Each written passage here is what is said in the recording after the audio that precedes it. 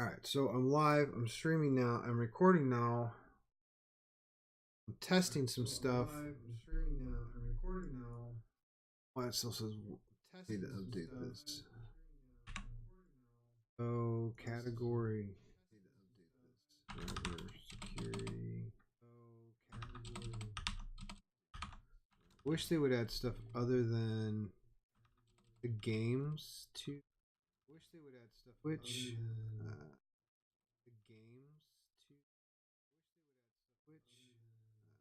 Because I'm going to do educational stuff, and if I have to use Twitch for that, I'm going to have to figure out how to get that category outside of.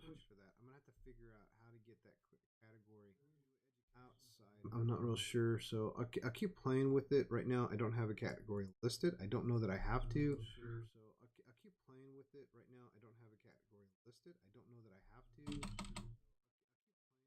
But it would make things a lot easier for being searched if I'm live streaming.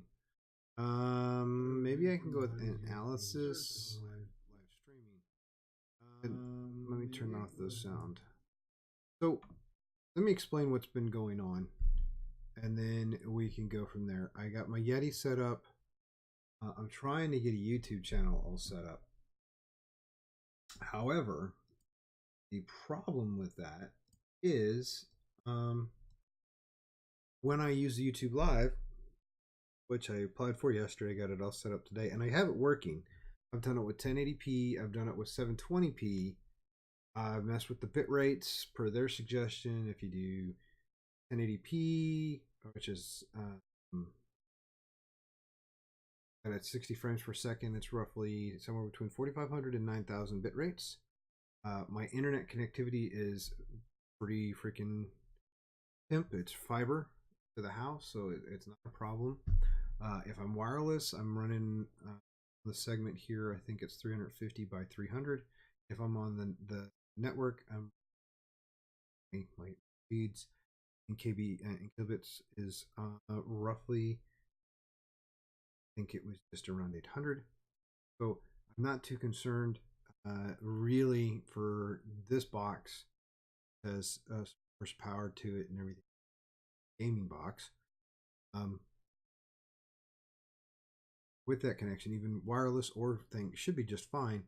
Even if I only had 10 by 5, I could still do it probably 10 or 720. But here's the interesting thing that I found is through all the testing, and I'm gonna have to pick the brains on my gaming forums. I'm gonna have to pick the brains of some friends on the cyber realm, because I don't think I want to keep. If I'm gonna set up my security lab, I don't want it to be in my breaking forensics. I don't want it to be Twitch channel, which is more for gaming. I would prefer to go to YouTube Live and do the labs and the walkthroughs and the live learning. I fumble around through some of the security stuff I work on, so I could have interactions and go to my security Discord channel and not have to worry about a 30-second delay or a 20-second delay. I think the average when I was testing, the best I got it down to was around 16 seconds. With Twitch, I'm running, I think it was around 4, so we can do a test again. Let's see. 1, 2, 3, 4. Yeah, so around 4.5, 5 seconds. I can tolerate that. I think people would be able to tolerate that too. And I want to be able to interact with people that watch the channel as I'm doing the labs. So it's very, very frustrating. I don't understand. Maybe whoever's watching this, whoever gets a chance to rewatch it, will be able to shed a light on it. I cannot, for the life of me, understand why YouTube Live, other than the fact that maybe just doesn't cut it. Is having problems. It doesn't make any sense to me. Running at their streams, I tried their streams and everything. I'm getting too tired. I'm gonna have to go to bed here in a few, but I will try it out tomorrow. Wanted to make a short video. I'm at least gonna record. I'm recording it so I can test to make sure my audio is working with the mic. You can't see it right now. It's been like the camera around, but it's mounted. I've a Yeti Blue Yeti that I set up finally. I've only had, but I've tried it in different positions, and I've had it above monitors, and now I've got it back on its little mini stand. I kind of like the mini stand a little more. I can move it around, but we'll see. I might have to put it back up off one of the sides. I just haven't decided yet. So for those that are gonna watch, I post this to my Breaking Forensics YouTube channel later, and if you're watching it now, if you've tried doing YouTube Live, I very much appreciate to know how you got your latency down. So what I am using, I have a fiber connection to the house, 350 by 350 by 298. What this last one ran, I can convert that into kilobits and everything. It's ample, and so if you see here, my settings, my output is set. Even this is kind of low right now. I need to up this back up to 45, at least 4,500, probably closer to 5,000 to give it ample speed control. I'm using quality on there. I don't know if CVR is the best. I had tried lossless yesterday and it seemed to work just fine. Need to look these settings up. Documentation's not really easy. And a lot of the videos that are on YouTube on how to set up YouTube and OBS and all this stuff, or even just OBS by itself with your mics and everything, seem to be a little on the older side, because some of the software that they're previewing in the OBS, the studio, doesn't have some of the new drop downs. I need to go back and look at that. So after I learn all this stuff, I'll probably come back and make a video like those guys did, talking about try and make it a more robust video, break it down into different sections, starting with the OBS. I'm also going to be testing out XSplit. I like OBS. It's a little less of a pain in the butt, money-wise and everything, and feature-wise. But XSplit, even its free version, is pretty decent and easy to set up. And if you decide to go with premium, it's got some pretty cool features. I just don't know if I'm ready to spend, like,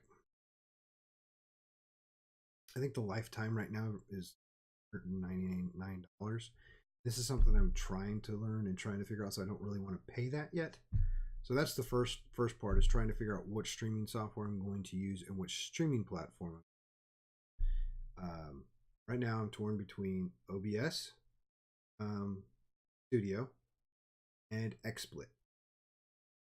The next video I do will be using XSplit versus OBS, and it'll go to probably the Twitch channel, because I really have to figure out this YouTube crap right now. It's bugging the crap out of me. Because I'm not really sure. I can't deal with the 15-20 second delay. If it was just me talking and trying to teach something and explain something, that's perfectly fine, you know. But if I'm going to want to respond to chat questions as quickly as possible, because sometimes, like, I don't expect on the tutorial videos that I'm going to be doing, or the live discussions, more specifically like the live labs and live learning sessions, as I'm going to call them, I don't expect a whole lot of viewers, probably 6, maybe 10, 15. I don't know who else is going to be interested in it, but I want to be able to interact with them fairly quickly. Those questions are kind of come. We're going to be pulling things like hive dumps from registry, or registry dumps and memory dumps, and trying to dig into learning things in Python and PowerShell. And if someone's got a question, I need to make sure I can answer it. Or if I'm stuck, I can ask the guys that are watching and say, hey, do you guys know what is going on? Because the way I look at the videos I'm going to be doing, some of them are pretty simple, which I would consider simple for me. And then some of them are going to be things that are outside of my comfort zone and that are going to challenge me. So I'm going to want to have my peers, if they're watching, help me learn, or to be able to go back. Now, if it's something I post and they come back and leave comments or anything like that, we'll see what happens. Anyways, I've probably left this rambling on too much, but I do know that I need to come back and change this.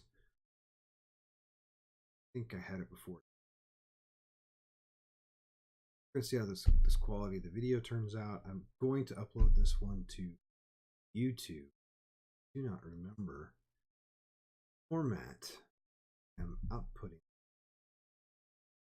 My desktop, that's 4K. I'm doing 10.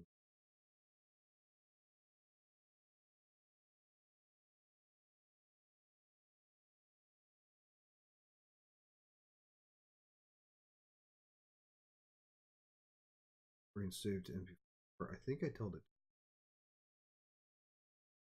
If you want to record multiple audio tracks, consider Remax. I do have the CBR here for recording. I need to go look up what CBR versus CQP CBR analog. And this, anyone that's watching, appreciate it. Sorry, it's a really random video. Just trying to get into this, trying to document the whole process of learning and go from there. Also, question of the day: should I change my background? I'm a nerd. I like cybersecurity. I love Transformers Generation 1. And I love Sword Art Online. I like It's Wrong to Pick Up Chicks in a Dungeon. Several different animes, Water Bito. A whole lot. I'm just a weird individual that's got random. But should I change the background on the computer? Anyways, peace out. I'll talk to y'all later.